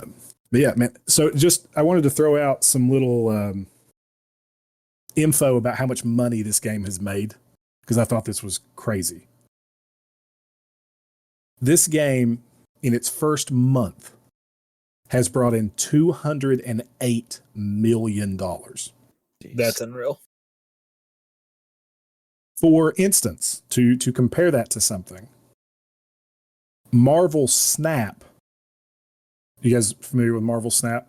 Yeah, the Marvel card game on the phone. Yeah, the Marvel mobile game has brought in like 280 something in its lifetime. Dang. And that game's been out for, I think they just celebrated their second year. Or they're going on to their second year. Pokemon Sleep, which is the other Pokemon app on the phone, is another Pokemon app on the phone. Have you guys played Pokemon Sleep? Nope. It's like a sleep tracking app, and you have Snorlax as your main Pokemon. You move different areas, and Pokemon come in, and they befriend you, and you feed them breakfast and stuff. I tried it. I don't sleep well enough to make any reasonable gain in that, and it felt more like work. Or it was more tedious to keep up with. But people like it. Pokemon Sleep, in its lifetime, and it's just past a year, has made like 160 million. Dang. Pokemon Unite, the MOBA, the Pokemon MOBA, which, again, if you guys played that, are you familiar with Pokemon Unite? I've not played it, but I know what it is. I'm familiar with it. Not played it. Yeah.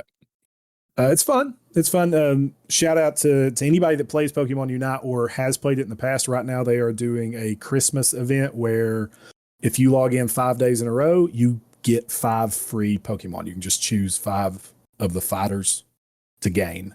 And Tinkaton just came out. I don't play a ton, but every now and then I'll jump in just if they do a giveaway, just so I have it in case anybody ever says, hey, let's play Pokemon Unite. I mainly don't play it because it's only for Switch and phone. And playing MOBAs on your phone is miserable. Gross. It's awful. If anybody out there plays MOBAs on your phone, turn this off. I don't want you to listen to us. I don't want to be associated. But Pokemon Unite, again, I think it's like 180 million in its lifetime. It's been out for years, man. Or a little bit, or like 300 million in its lifetime. Pokemon TCG Pocket is on track to smash that. Yeah. Wow. Like, it's crazy how much money they've printed money with this game. Literally printed money. Yeah. So hopefully it gets a decent amount of support. Dina is famous for not giving out like free stuff, because sometimes these games, if they hit a milestone, I mean, you saw it with like Omega Strikers and all these other ones, like, oh, we hit this milestone. Congratulations. We're giving this to our player base. You know, thanks for making us great. They haven't done that yet. And Dina didn't do any of that with Pokemon Masters that I'm aware of. I don't think it's going to happen. Yeah, I don't think it's going to happen either. But it is pretty free to play friendly. It's going to be interesting to see how the meta evolves. There's like 2 or 3 decks that are super powerful that everybody's using. Mewtwo and this Mewtwo EX and this Pikachu EX. But I mean, there are off meta decks you can play. I have a pretty good win rate with them, and it's fun. It's a collection game primarily before it is a battling game, but I'm enjoying it quite a bit. Aaron, Cody. Yeah. That's what I like about the game. I really like just collecting shiny, pretty cards. Yeah. And Cody, you don't like the battling system, right? No, I don't.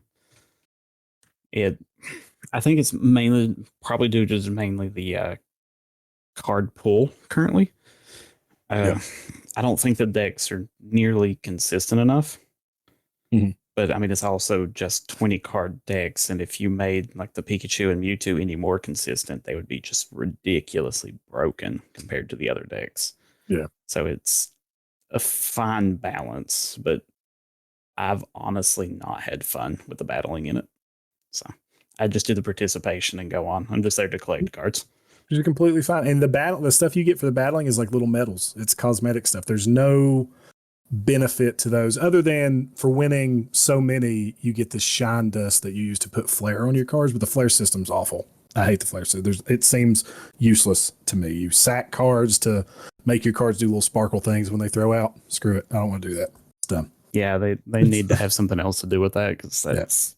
Some I'm people going to say Some people love it, but I'm gonna say a lot of people just meh towards Just it. not participating in it. Yeah.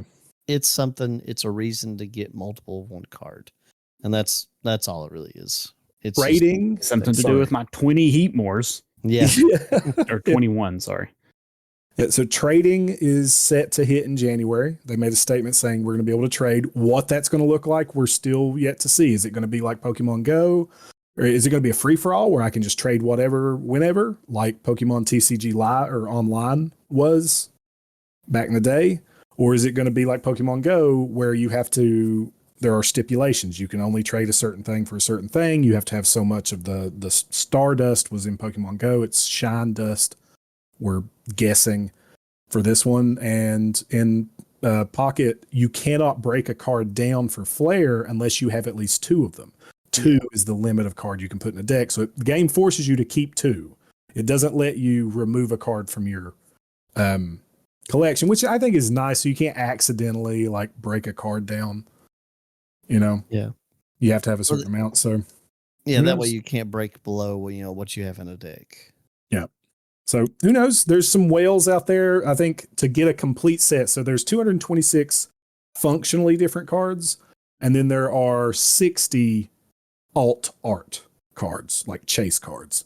And I think what I've seen from the community is it's about $1,500 on average of dump into the game to get a full set of that by like just pulling packs without letting time tick by.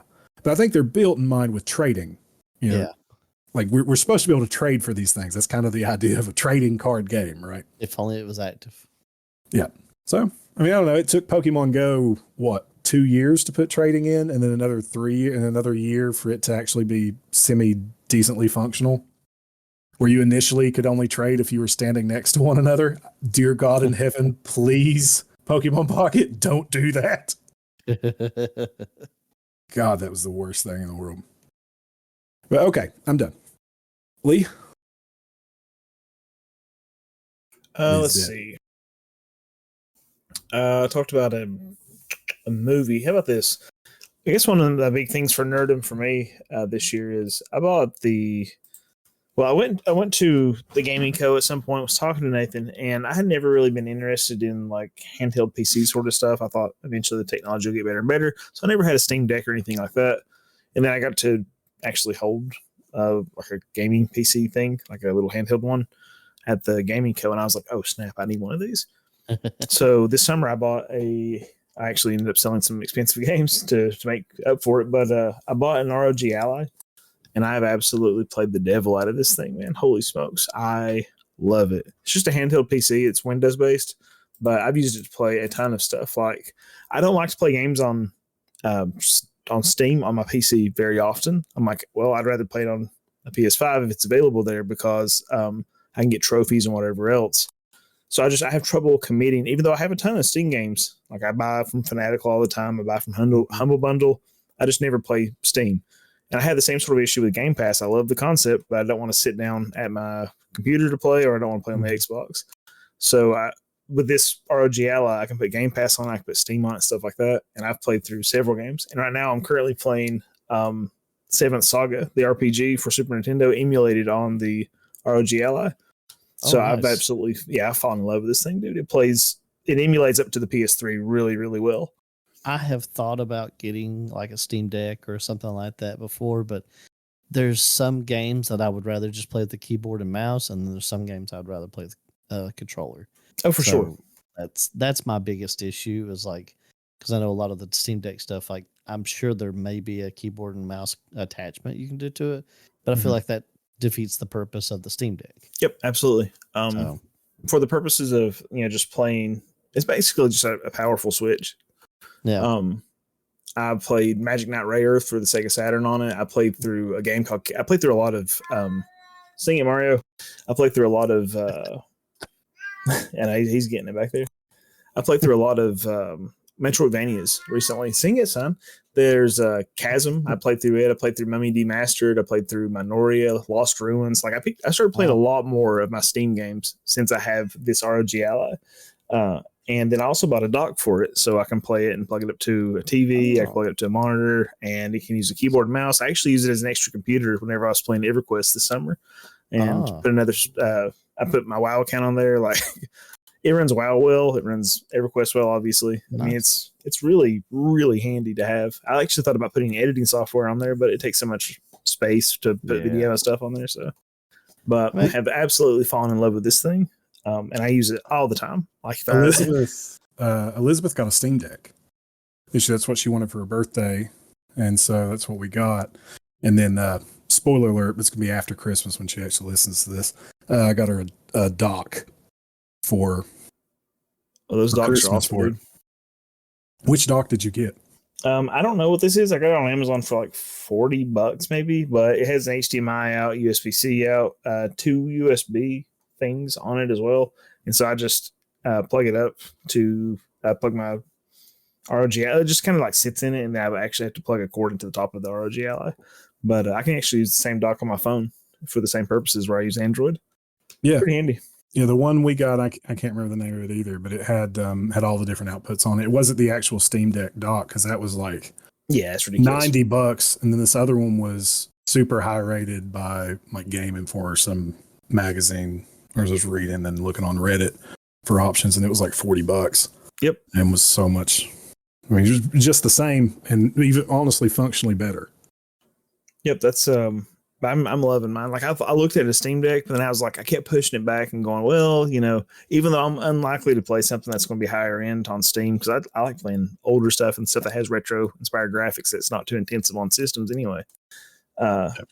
I was like, I had to compromise. The ROG Ally doesn't have a trackpad, and the Steam Deck does, which I think is really cool. I love to have that little trackpad, but it has a little more power than the Steam Deck, and that was kind of the trade off I went for there.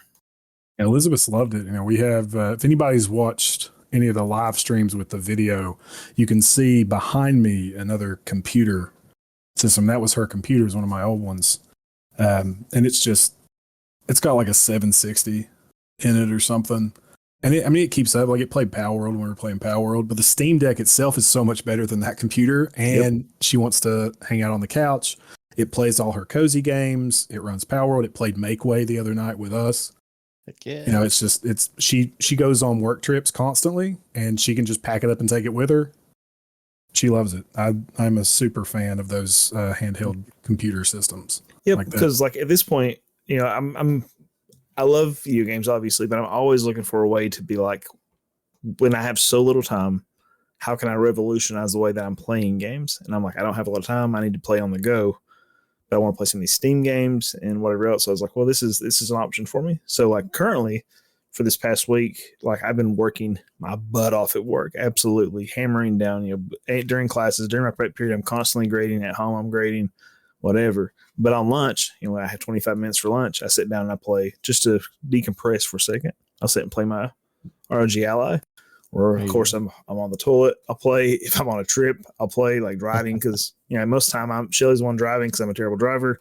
So I just sit and I'll play my ROG Ally. It's pretty handy. And then if the girls want me to come upstairs and sit around with them while they're going to sleep, I can sit and play my ROG Ally. It's revolutionized Lee's ability to ignore his family. Right, it really has.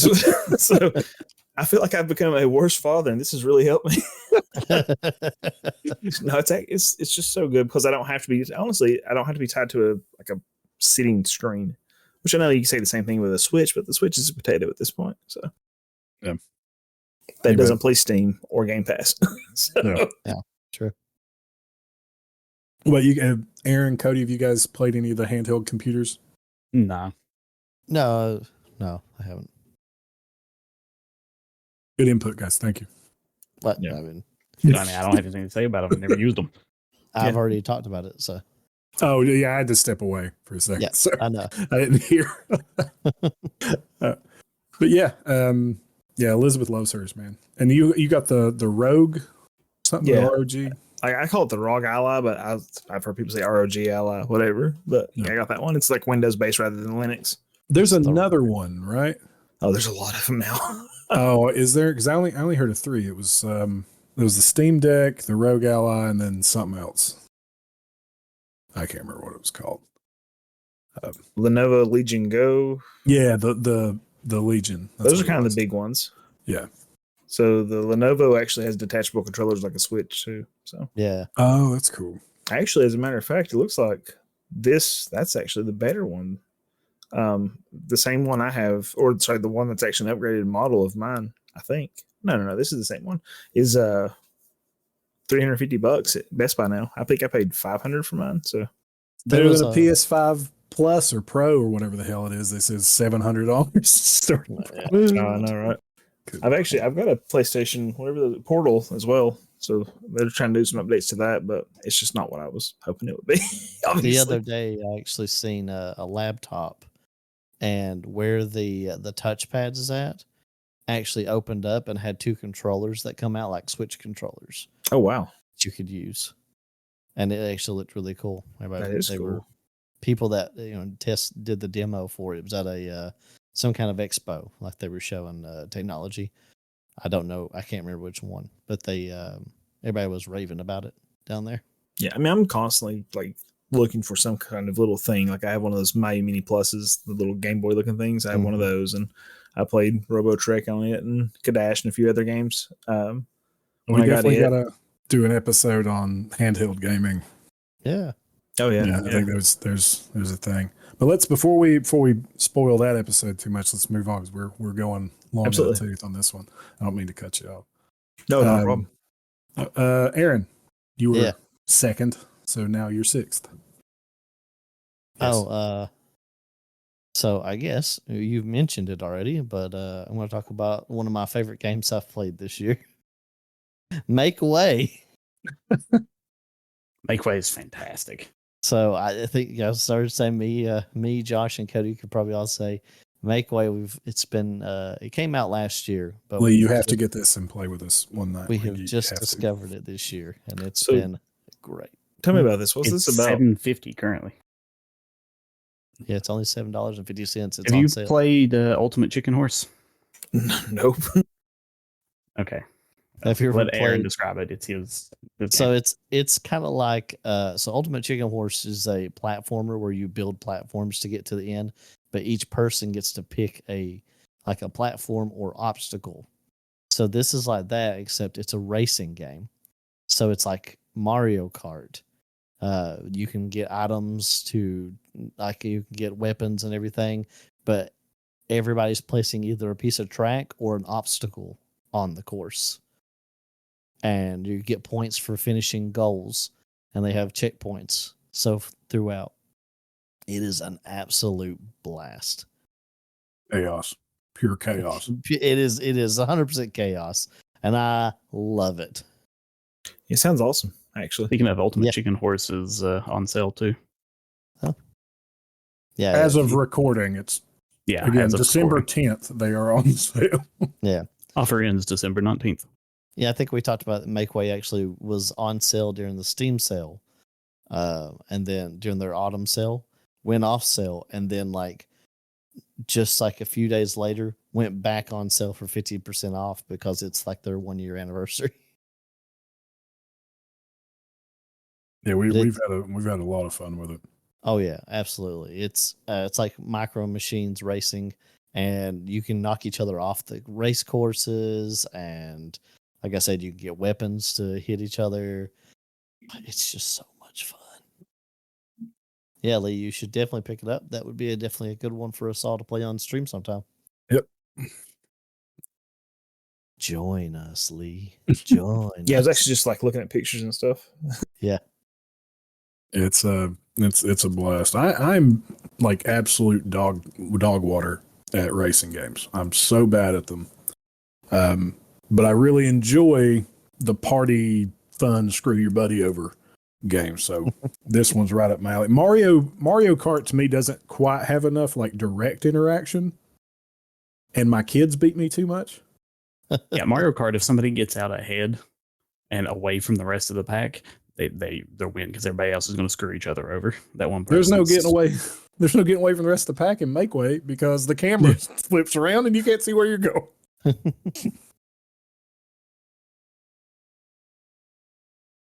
Yeah, it's yeah, that's a good time. Absolutely. I wanted to mention that one. Yeah, if you're anybody out there, if you're looking for a game to play on Steam with buddies for a game night, it's Make Way is solid, and Ultimate Chicken Horse for that matter. Check those out. Usually something will be on sale. Hopefully, around the year you got something. All right, Cody, you got anything else? Or I guess I read like 8 books this year, and my favorite of what I read was volume 5 of the Dark Tower series. It's the Wolves of the Kala. It was good. It's just a Stephen King multiverse story, basically. what separated Volume 5 from everything else? Volume 5 had a really it had a encased story in it. All the rest of them like are overarching and go across everything. So you have to read this book and then read the other book, and then they all explain what's going on in each other. But 5 was kind of a standalone, and it still overarching, but it had a really good story going on with it anyway. Okay. What And what it also had a fever dream scene in it. Where share anything? Yes. yeah, there was characters that came in riding on robotic horses, wearing green cloaks, shooting, throwing, golden snitches from Harry Potter using lightsabers, and they looked like Doctor Doom, like robots in green cloaks. What is the premise for the Dark Tower? I've never read the Dark Tower. I don't even think I watched that movie. I think there was even a show or something about it. Yeah, what is the premise of Dark Tower? The movie wasn't great, but the premise is there is 12 points and 6 beams that hold their entire universe together, ours included, technically. And so there is a being going around breaking the beams, and the Dark Tower is the focal point where all 6 beams cross. And you're following a gunslinger who is the last gunslinger on his way to the tower to stop it from falling. Because if the tower falls, reality starts to just fall apart. And is that the reason like stuff from our world is bleeding in? Where they're seeing like golden snitches and stuff? Or is that just something that's alive in that world? Or Yeah, that's kind of all the worlds have doors, and you can travel between them using the right kind of magic. So a lot of characters have went back and forth between the worlds and brought information and other items back and forth with them. So is this like a multi sort of genre thing, or is it still horror, or what's the deal here? It is more of a dark fantasy book, really. I mean, honestly, Stephen King rightfully is called like one of the best horror authors of our time, and usually King of Horror. He has that, but more often than not, he's writing like suspense or other genres, really. Like the Dark Tower isn't horror. 11/22/63 isn't. A lot of his short stories aren't. I mean, you could classify them loosely as horror, I guess. But yeah. Well, I mean, he had Stand By Me, which was the movie. I can't remember what the name of The Body. The Body, book. and then Shawshank Redemption. Yeah, I wouldn't call the Green Mile horror. Yeah, it has some supernatural elements in it. Like, yeah. I mean, he's still a fantastic horror writer, but he's good at other genres as well. So yeah. And this is the Dark Tower series. I've always wanted to read more Stephen King. He has no idea how to end things. Just a warning. There's very few things that he writes that actually has a acceptable ending, the one that won't make you mad after you've just spent 40 hours reading the book. Dude, his But setup though is unreal. It is his- so good. His setup and character development is amazing, though. Yeah, it's incredible. That's why I think 11/22/63 is probably my favorite book by him, even though it's time travel, and I don't really care for time travel. But Yeah, you love like, Deadpool and Wolverine. I liked it, yeah. Ah, gotcha. But Obviously, everything Cody says can't be trusted now. it's He more kind of multiverse liked than one time thing. travel,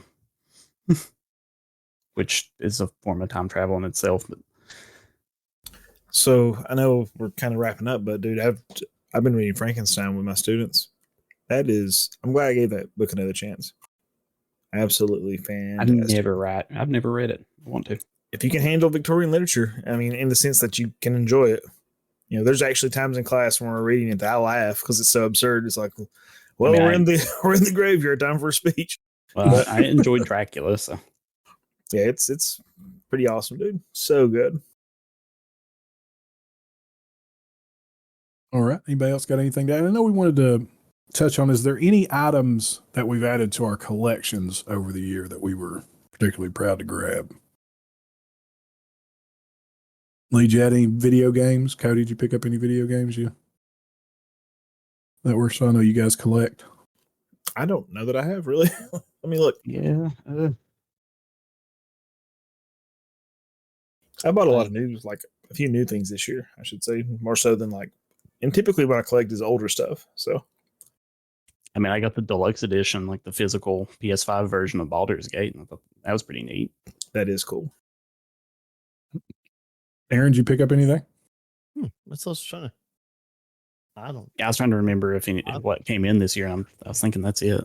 I've been poor, so Same. You went to Yeah. Japan. I did go to Japan. What'd you get in Japan? You got all kinds of good stuff in Japan, which we talked about in the episode. I've got all kinds of the Pokemon friendos that are really cool. Yeah, which I still need to take a photo of and put online. I forgot. I just now realized I didn't done that. Oh, I added Maniac Mansion for NES to my collection, which is not an expensive game by any means, but it's one I've been looking for a long time. So, What's Maniac Mansion? it's a point and click adventure. It was you probably heard of Scud, maybe. Mhm. The Scud system. That's actually where it comes from, or Scum. Excuse me, the Scum system for point and click adventures. Yeah, it's from Maniac Mansion. That's where it comes from. Okay. So it's like just one of the first big user-friendly point and click adventures, man. It was on PC, NES, well, basically everything. But I played it first on the NES and absolutely loved it. So Nice. I didn't really pick up anything like super crazy. I added a ton of books to my my RPG shelf. So I picked up Pulp Cthulhu, picked up the book for that, picked up the source book for that. I picked up Down Darker Trails, which I'm excited for us to get into and do some running, which is Call of Cthulhu, but set in like the Wild West. So I'm excited to dive into that. I picked up Nameless Horrors, a series of scenarios by Chaosium, and we've ran one of those, Aaron. I can't remember the name of it. Oh my gosh. The one where the house was, I don't want to spoil anything, but with the mansion you guys went to where it was a shanty town. Oh yeah. Bleak Prospects. Prospects was a scenario we ran out of that. And that was really, really dark and really good. Really good. It was good. Yeah. Other than that, I picked up World Walker Octum Cthulhu. I got the starter set for that, and I'm really excited to break into that. Mainly just adding to my RPG shelf this year has been great. And I got them for really good deals when we went up to New England. So we visited and I posted pictures of this on the Facebook. We visited H.P. Lovecraft's grave, and we toured Providence. We did a walking tour of all the significant locations in H.P. Lovecraft's life. Through Providence, we went on a Salem witch tour through Salem, which was cool, man. We did it at night, and our guide had like a lantern walking us through, telling us about the dark and bloody history of the witch trials all through there, and all the more famous haunted spots. Mm-hmm. And that was really cool. See, I'd really like to do a tour of that as well. Was it kind of like when you were walking around, you're like, man, people really are terrible? Oh yeah. Yeah. People are awful. It's so miserable. Yeah. It kind of makes you reflect on what people will do in mass when they are truly fearful. Like the concessions for public decency that people will make to feel safe, or to feel like they're ostracizing the other, kind of superstition run amok, so to speak. And this whole situation where people are being called out for these outlandish things, most of the time just because somebody didn't like someone else, they accuse them of being a witch, or it was land grabs or power plays or whatever have you. But you kind of tapped into that superstitious fear of people and caused them to be okay with horrible things, rather than taking a step back and going, should we really do this? It's fortunately, we as a society don't do that anymore, right? Yeah. No, we don't do any of that anymore.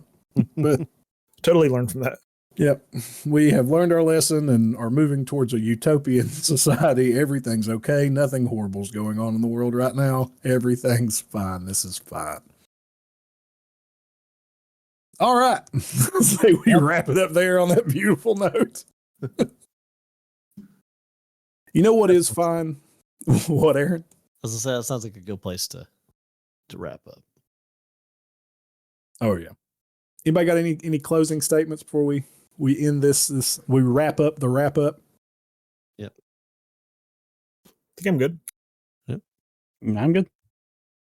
All right, guys. So we are going to end our wrap. So that is a wrap on another incredible year here at the Hills Have Nerds. And as we close out 2024, we just want to take a moment and say a big, huge thank you to all of you all out there in our listenership.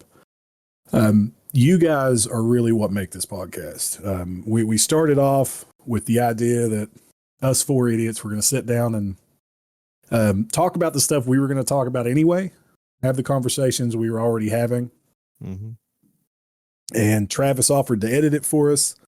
And now Travis is up. You're hearing Travis in episodes. He's stepped in. He's up. The Hills Have Nerds is not 4 dudes in their 30s. It's 5 dudes in their 30s. Travis is another part of this.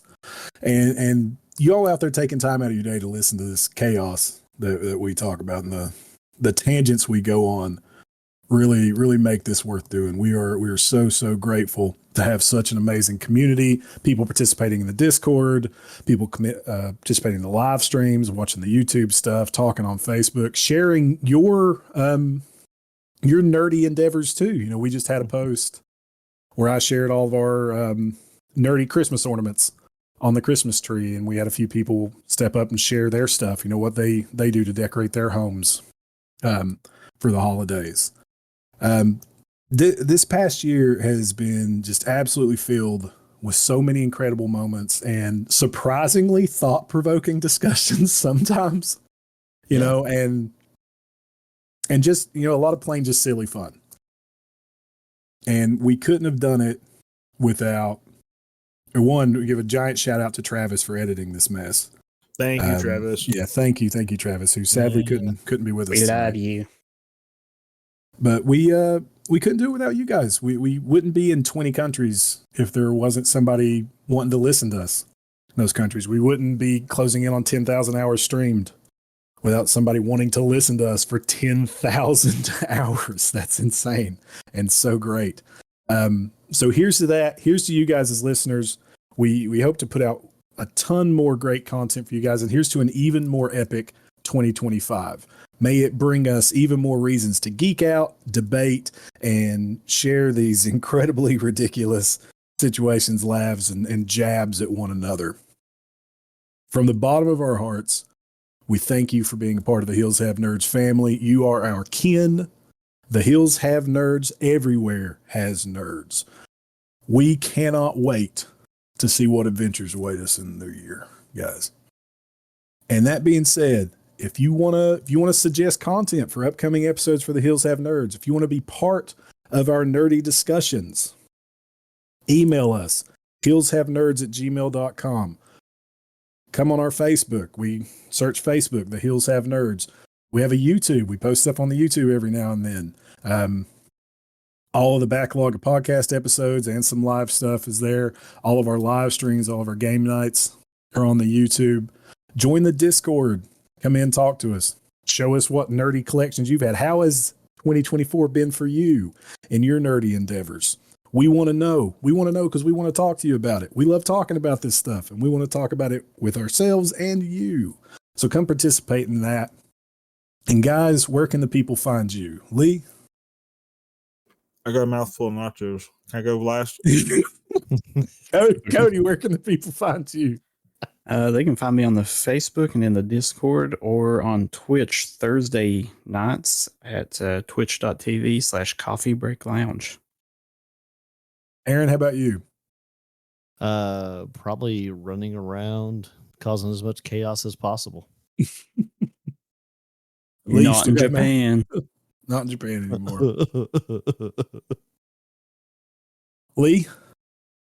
You can find me on primarily anymore, really. You can find me on YouTube, Pixel Bro Lee, and I'm on Twitch at Pixel Bro Lee, Facebook, Instagram, you name it.